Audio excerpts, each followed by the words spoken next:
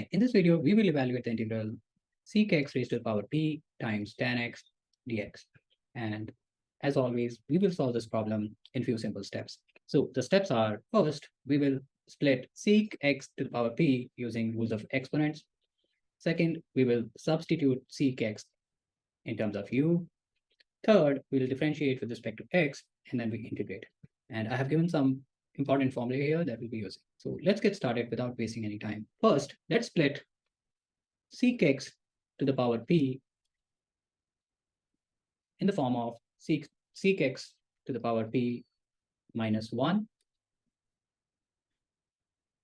times secᵖx to the power 1. And the reason behind this is this rules of exponents. Next, by doing this, the given expression integral I becomes secᵖx to the power p minus 1 times secᵖx to the power 1, which can be written as secᵖx times tan x dx. Now, moving on to the next step, which is substituting secᵖx as u. So if you use secᵖx equals u and differentiate both sides, we know that the derivative of secᵖx is secᵖx times tan x dx equals du. So we can clearly see that this expression here can be replaced by du.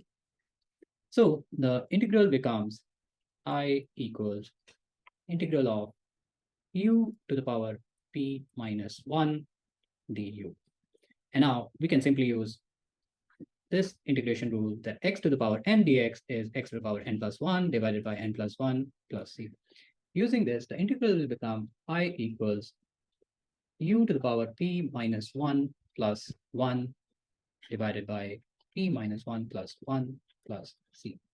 Or we can say 1 over p times u to the power p plus c. Now you can replace u in terms of x, which was secᵖx. So we have secᵖx to the power p plus c. Or we can simply write it as sec to the power p of x divided by p plus c. If you enjoyed this video, please give it a thumbs up and share it with your friends. Thank you.